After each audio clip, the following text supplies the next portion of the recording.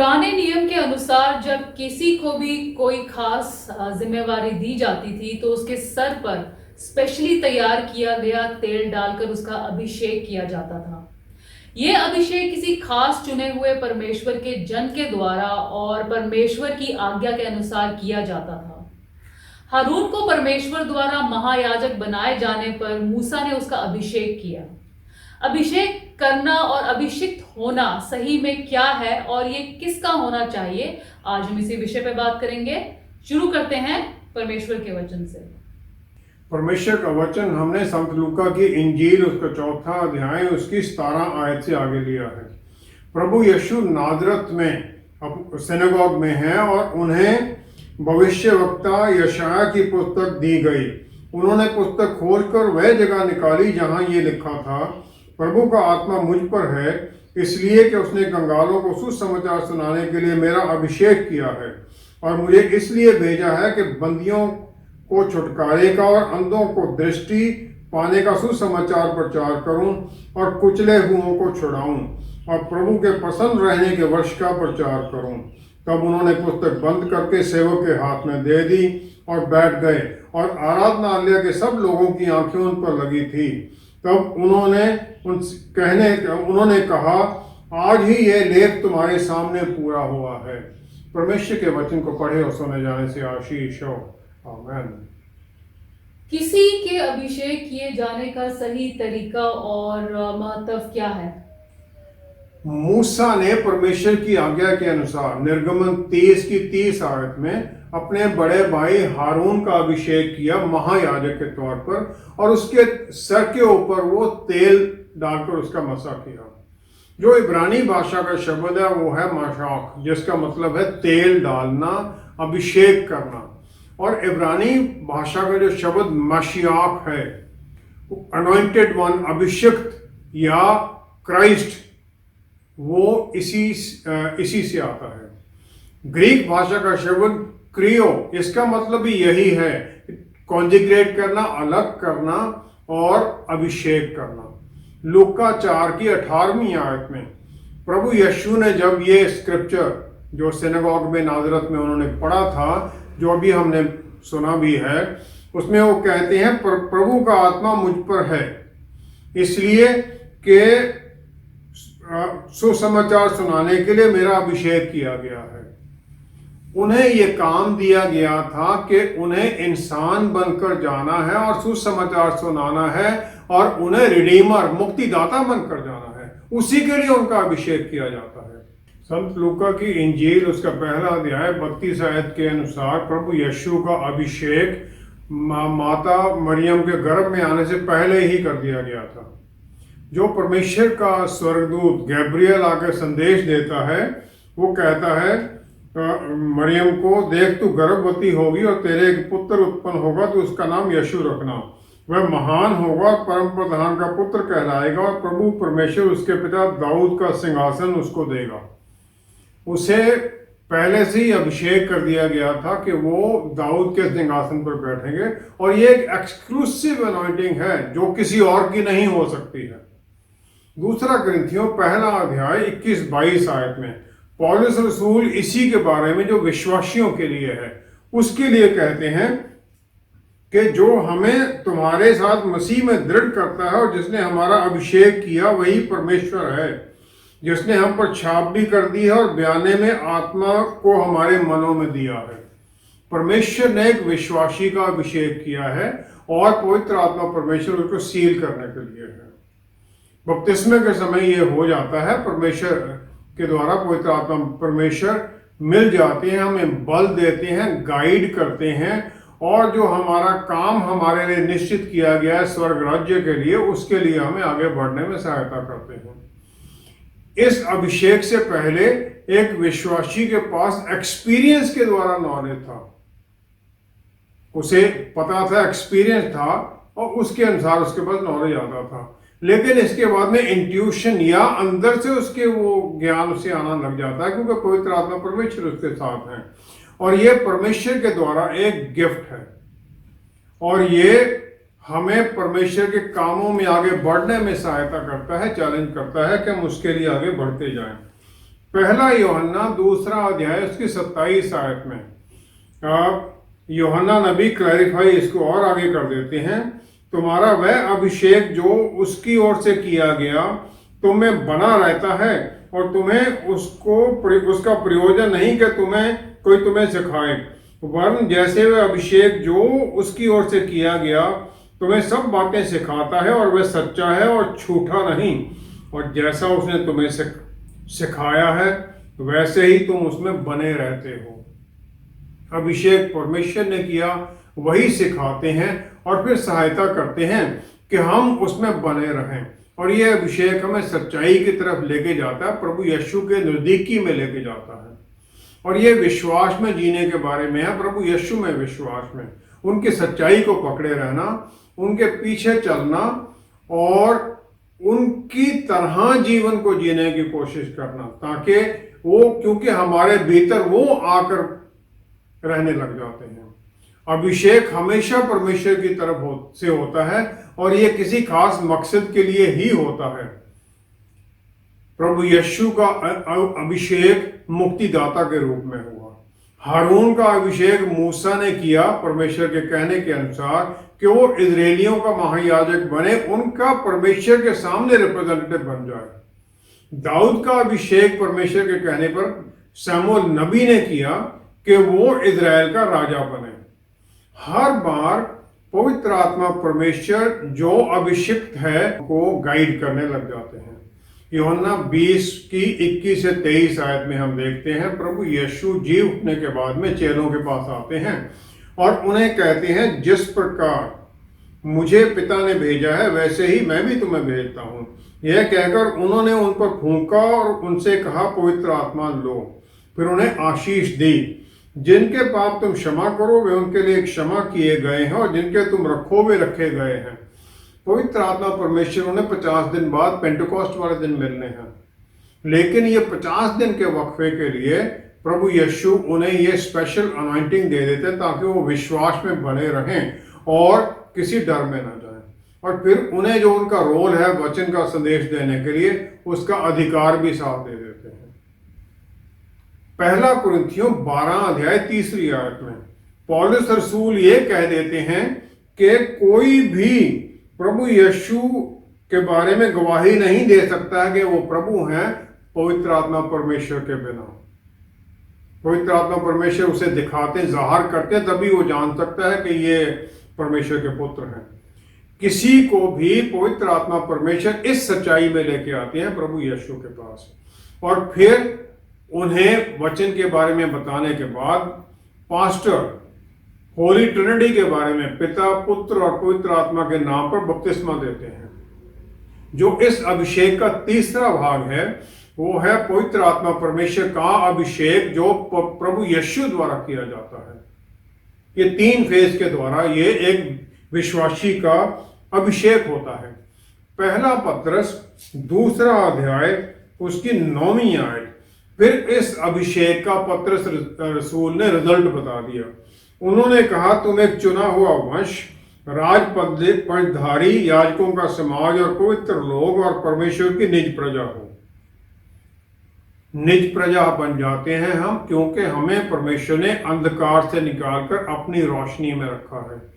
अफसियों की पुस्तक 2 अध्याय 10वीं आयत में, क्योंकि हम स्वर्गराज के अधिकारी बन जाते हैं तो हम उनका वर्कमैनशिप, उनका काम है, वो बन जाते हैं हम, जो प्रभु यीशु के द्वारा हमारे भीतर जो अच्छे काम करने का जो पहले से नियति की गई है उसके लिए हमें तैयार, उसके लिए हमें पूरी तरह बल देने लग जाते हैं। यिर्मयाह नबी के पुस्तक 1 अध्याय 5 से 9 आयत तक, यिर्मयाह नबी को परमेश्वर नेशंस के लिए नबी चुन देती हैं, कौमों के लिए नबी चुन देते हैं और उन्हें वो कहते हैं, मैं तुम्हें माता के गर्भ में डालने से पहले से जानता हूं, उस समय से तेरी नियति ये की गई है। जो उसकी फाइनल अनॉइंटिंग है वो तो जन्म के बाद होती है, क्योंकि परमेश्वर अपना हाथ उसकी तरफ बढ़ाते हैं, उसका जो, और उसके मुंह को छू दिया जाता है। वो कहते हैं, देख मैंने अपने वचन तेरे मुंह में डाल दिए हैं। फिर वो परमेश्वर की कमांड को रिसीव कर सकता है और उन्हें इजरायलियों को बता सकते हैं। रिसीव करना, बताना, दोनों उन्हें ये अभिषेक के द्वारा मिल जाता है।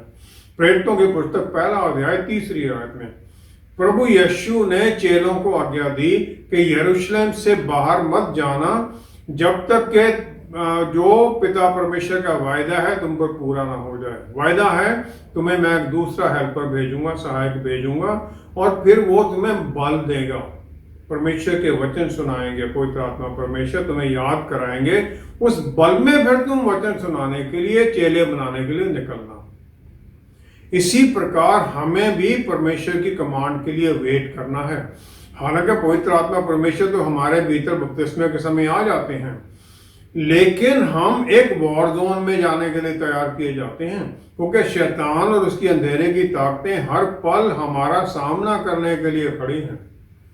अगर हम उस बल के बिना निकलने की कोशिश करते हैं या उनकी अगुवाई के बिना चलने की कोशिश करते हैं, तब फिर हम नुकसान में पहुंचते हैं, और फिर हम शारीरिक तौर पर, मानसिक तौर पर, आत्मिक तौर पर हर तरह से फिर हम नुकसान उठा सकते हैं। तो हमें उस अभिषेक में चलने के लिए इंतजार करना जरूरी है। क्या अभिषेक के भी अलग अलग रूप या लेवल है कि किसी को कम और किसी को अधिक दिया जाता है?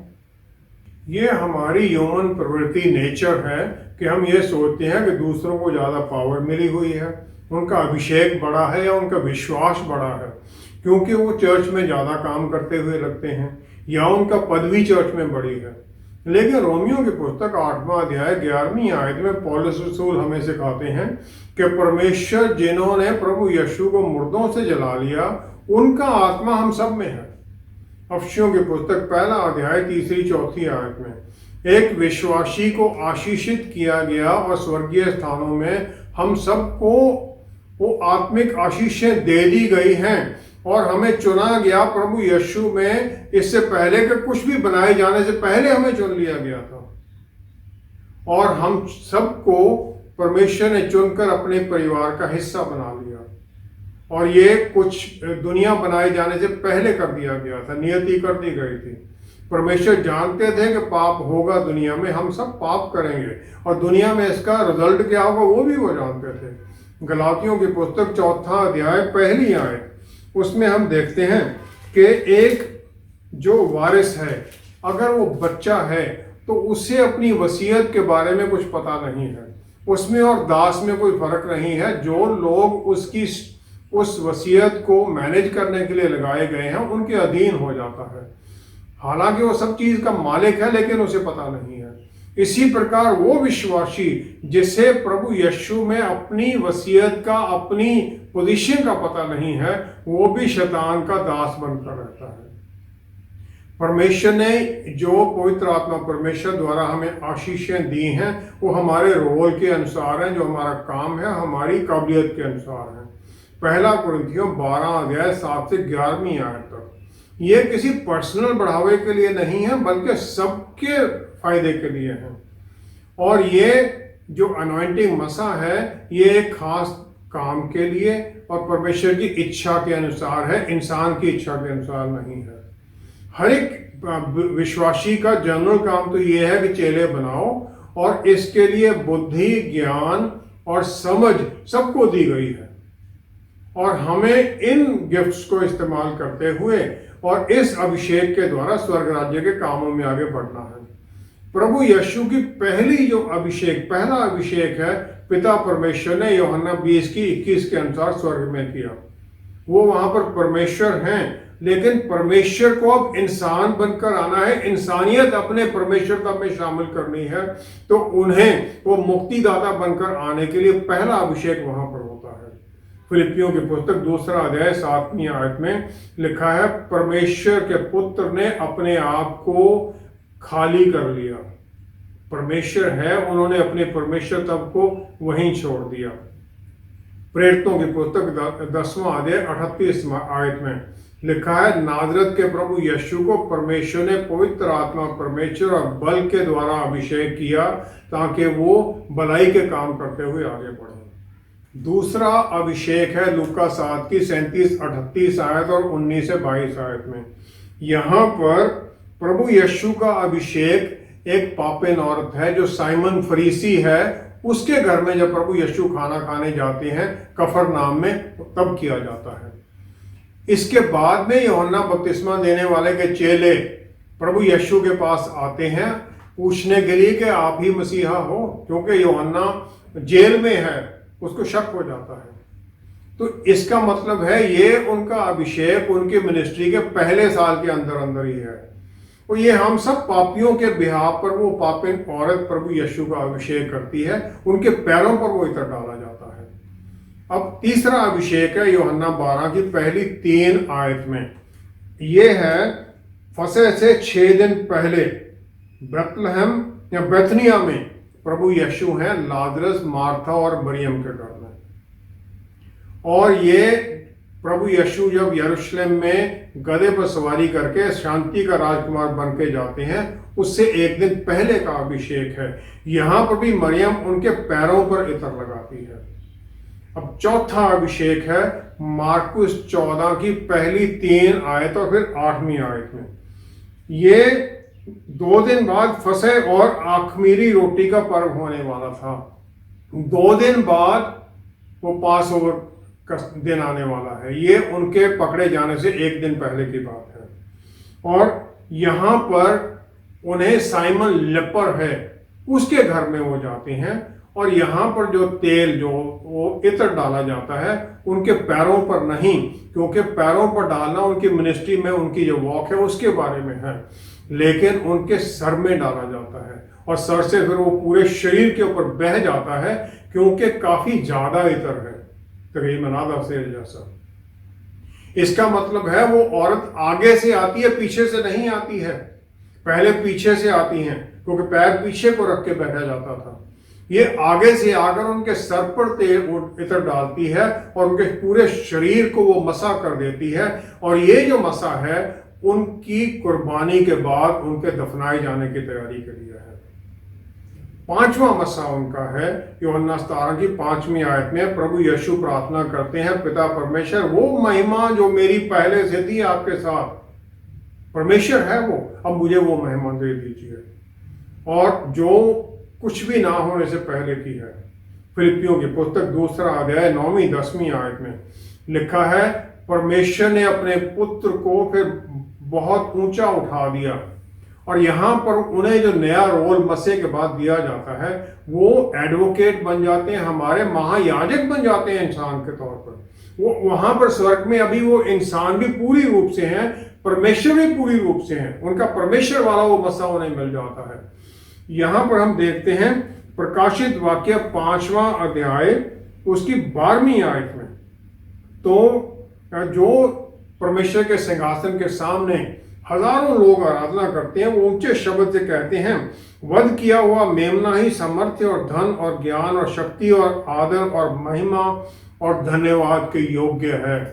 सिर्फ प्रभु यीशु को ही वो योग्य मानते हैं, किसी भी महिमा के लिए, किसी भी आदर के लिए। तो इब्रानियों की पुस्तक 1 अध्याय प्रभु यीशु 3री आयत, प्रभु यीशु के मस्से के बाद में फिर वो महामहिमन के दाहिनी तरफ बैठ जाते हैं। परमेश्वर की हजूरी में कोई बैठ नहीं सकता है, पहली बात तो ये है। दूसरी बात यह है कि दाहिनी हाथ पर बैठना है, आदर की जगह पर बैठना, अधिकार की जगह पर बैठना, और ये अधिकार पिता परमेश्वर अपने पुत्र को देते हैं। यूहन्ना 13 की 5वीं आयत में प्रभु यीशु फिर चेलों को पहली बार अनॉइंट करते हैं, उनके पैरों को धोकर उनका मसा करते हैं, उनकी चाल के लिए उन्हें तैयार करते हैं कि तुम्हारा ये काम है, इसके लिए मैं तुम्हें तैयार कर रहा हूं। प्रेरितों की पुस्तक 2 अध्याय 2 से 4 आयत में पिता परमेश्वर फिर चेलों को आशीषित करते हैं, पवित्र आत्मा परमेश्वर द्वारा उनका मसा किया जाता है कि उन सब के ऊपर वो डिवाइडेड टंग्स, आग की जो लपटें हैं उनकी तरह सब पर आकर बैठ जाती हैं और वो पवित्र आत्मा परमेश्वर से भर जाते हैं। 1 कुरिन्थियों 12 अध्याय 5, 6 आयत और 11वीं आयत। डिफरेंट मिनिस्ट्रीज हैं और अलग अलग तरह के काम हैं, लेकिन वही परमेश्वर हम सब में काम करते हैं, वचन में यही है। पवित्र आत्मा परमेश्वर का जो बल है हर विश्वासी में काम करता है उसके स्पेसिफिक टास्क के लिए जो उसे दिया गया है। पहला कुरिन्थियों 14 अध्याय उसकी पहली आयत, पहला कुरिन्थियों 14 अध्याय उसकी पहली आयत अगर हम देखें तो पौलुस रसूल ने हम विश्वासियों को आदेश दिया है कि प्रेम का अनुकरण करो और आत्मिक वरदानों की भी धुन में रहो, विशेष करके वह कि भविष्यवाणी करो। वो कहते हैं आत्मिक जो वरदान है उनको मांगो परमेश्वर से, ताकि अगर तुम्हें कुछ नहीं मिला वो भी मांगो, ताकि उसके अनुसार फिर तुम्हें तुम्हारा रोल भी बढ़ जाए, तुम्हारा काम भी बढ़ जाए। और 11वीं आयत में फिर वो कहते हैं यदि जो 12वां अध्याय था उसकी 11वीं आयत में पिछले अध्याय में वो कहते हैं प्रभावशाली कार्य वही एक आत्मा कराता है और जिसे जो चाहता है वह बांट देता है। वही पवित्र आत्मा परमेश्वर हमारे भीतर वो काम करते हैं, उन्हीं के बल में फिर हम ये सब कुछ करने लग जाते हैं। हमें ये सब पवित्र आत्मा परमेश्वर के अभिषेक के द्वारा जो गुण मिले हैं, जो गिफ्ट मिले हैं, ये हमारे जीवन के गुणों में प्रकट होने चाहिए, जो गलातियों की पुस्तक 5वां अध्याय 22 आयत में दिए गए हैं। ये फ्रूट है आत्मा का जो स्वर्ग राज्य के कामों में फिर करने में हमें सहायता करता है और हमारे जीवन के द्वारा फिर उस स्वर्ग राज्य का परमेश्वर का प्यार लोगों को प्रकट होने लग जाता है। हम ये ना सोचें कि बस पड़े रहें कुछ बगैर काम किए और मांगते रहें हमें आशीषें दो, काम हम कुछ नहीं करेंगे। जो हमारा रोल है उसी के लिए हमारा अभिषेक है, उसी अभिषेक के द्वारा उसी रोल के लिए ही हमें वो सब गिफ्ट दिए जाते हैं और यही हमें करना है। एक अभिषिक्त विश्वासी की सही पहचान फिर कैसे की जा सकती है? प्रेरितों की पुस्तक 10वां अध्याय 38 आयत में पतरस रसूल प्रभु यीशु के मसा के बारे में बताते हैं कि परमेश्वर ने उनका मसा किया और फिर वह भलाई करते और सबको जो शैतान के सताए हुए थे अच्छा करते रहे, क्योंकि परमेश्वर उनके साथ थे। परमेश्वर उनके साथ थे क्योंकि उन्होंने उनका मसा किया था। पहला शमूएल 16 अध्याय 13वीं आयत में शमूएल नबी को परमेश्वर भेजते हैं मसा करने के लिए और दाऊद का वो मसा करते हैं। शमूएल ने अपना तेल का सींग लेकर उसके भाइयों के मध्य में उसका अभिषेक किया और उस दिन से लेकर भविष्य को यहोवा का आत्मा दाऊद पर बल से उतरता रहा। परमेश्वर के पवित्र आत्मा परमेश्वर दाऊद पर उस समय से उतरने लग गए। दूसरा तीमुथियुस पहला अध्याय 7वीं आयत में पौलुस रसूल हमें बताते हैं पवित्र आत्मा परमेश्वर के बारे में, वो आत्मा डर के नहीं है बल्कि बल और शक्ति के, प्यार के और आत्म संयम के आत्मा है। और यही जो बल है दाऊद पर काम करता है। हालांकि वो टीनेजर है, 17 से 19 साल की उम्र है शायद उसकी, और फिर भी वो गौरियत दैत्य को चैलेंज कर देता है, उसे घात कर देता है। प्रेरितों की पुस्तक 4 अध्याय 19वीं आयत में हम देखते हैं एनास जो हाई प्रीस्ट है और जो बाकी यहूदी लोग हैं वो पतरस रसूल और बाकियों को परमेश्वर के उस शुभ समाचार को सुनाने के से रोकना चाहते हैं, लेकिन पतरस और यूहन्ना रसूल उन्हें कह देते हैं कि तुम ही न्याय करो, क्या वह यह परमेश्वर के निकट भला है कि हम परमेश्वर की बात से बढ़कर तुम्हारी बात माने। उनमें ये मसा है तो इसलिए वो ये कह देते हैं कि हम परमेश्वर की बात मानेंगे। प्रेरितों की पुस्तक उसका 19 अध्याय उसकी 12वीं आयत में पौलुस रसूल का मसा किया गया। प्रभु यीशु ने दमिश्क के रास्ते में उन्हें चुन लिया था और फिर लिखा है यहां तक कि रुमाल और अंगोछे उसकी देह से स्पर्श कराकर बीमारों पर डालते थे और उनकी बीमारियां जाती रहती थी और दुष्ट आत्माएं उनमें से निकल कर जाया करती थी। कपड़े भी पौलुस रसूल के शरीर को छू कर जो ले गया उससे भी चंगाई मिल गई। जो एक विश्वासी में काम करता है आत्मा, वो यही है जो पवित्र आत्मा परमेश्वर है। जो अभिषेक किया जाना है यह परमेश्वर की बुलाहट के अनुसार है, काम के अनुसार है। और एक जो अभिषिक्त है वो सटन उसके चरित्र में उसमें बदलाव आता है। एक बदलाव वाली जीवन है। 2 कुरिन्थियों 5वां अध्याय 17वीं आयत के अनुसार कि फिर जो प्रभु यीशु में है वो नई सृष्टि है। नई सृष्टि में फिर उसकी जो प्रेयर की जीवन है वो मजबूत हो जाता है और उसके मन में आत्मा में परमेश्वर से जुड़े रहने की इच्छा बन जाती है। उसके मन में फिर ये अपने आप इच्छा आती है कि वचन को पढ़े, वचन को जाने, वचन के अनुसार चलने की कोशिश करे। परमेश्वर की अधीनगी में जो जीवन समर्पण हो जाता है, फिर उसमें हम अपना समय और रिसोर्सेस सब कुछ उनके काम के लिए इस्तेमाल करना चाहते हैं। हम और लोगों की भलाई के लिए आगे बढ़ने लग जाते हैं। पवित्र आत्मा के परमेश्वर जो गुण हैं जो वो हमारे भीतर प्रकट होने लग जाते हैं और हमारा चरित्र बदलने लग जाता है।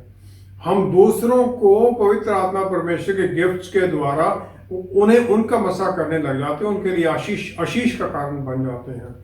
हम सच्चाई को समझने लग जाते हैं, दुष्ट आत्माओं की पहचान करने लग जाते हैं और फिर हम दूसरों को वचन में बढ़ने में सहायता करने लग जाते हैं और परमेश्वर हमें अपने काम के लिए रूहों को जीतने के लिए इस्तेमाल करने लग जाते हैं।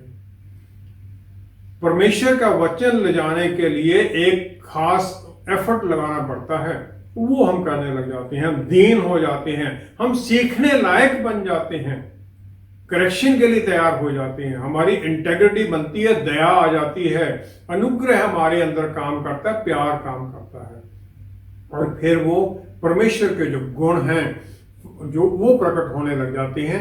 प्रार्थना हमारी ठीक होने लग जाती है और हम परमेश्वर पर निर्भर होने लग जाते हैं। पहला यूहन्ना 2 अध्याय 20वीं आयत में लिखा है, तुम्हारा तो उस पवित्र से अभिषेक हुआ है और तुम सब कुछ जानते हो। फिर हम सब कुछ सीखने लग जाते हैं, जानने लग जाते हैं, क्योंकि पवित्र आत्मा परमेश्वर हमारे टीचर हमारे भीतर है। यूहन्ना 17:22 के अनुसार प्रभु यीशु कहते हैं, पिता परमेश्वर जो महिमा आपने मुझे दी थी मैंने इन्हें दे दी है। फिर वो महिमा हमारे अंदर काम करने लग जाती है। एक तरह तो हम आत्मा में भरे हुए परमेश्वर के पुत्र की तरह उनके साथ जुड़ने लग जाते हैं, पवित्र आत्मा परमेश्वर की आज्ञाकारिता में चलने लग जाते हैं। दूसरी तरफ फिर इसके द्वारा लोगों के लिए हम आशीष का कारण बनने लग जाते हैं और आत्मिक लड़ाइयां जो हैं शैतानी ताकतों के साथ लड़ाई में फिर हम जीत में आने लग जाते हैं। परमेश्वर का आत्मा हमें बल देते हैं, हमें आत्माओं की पहचान मिलने लग जाती है और फिर उस पहचान के द्वारा हमारा जीवन अपने लिए आशीष का कारण बनता है, स्वर्ग राज्य के लिए आशीष का कारण बनता है, दूसरों के लिए आशीष का कारण बनता है।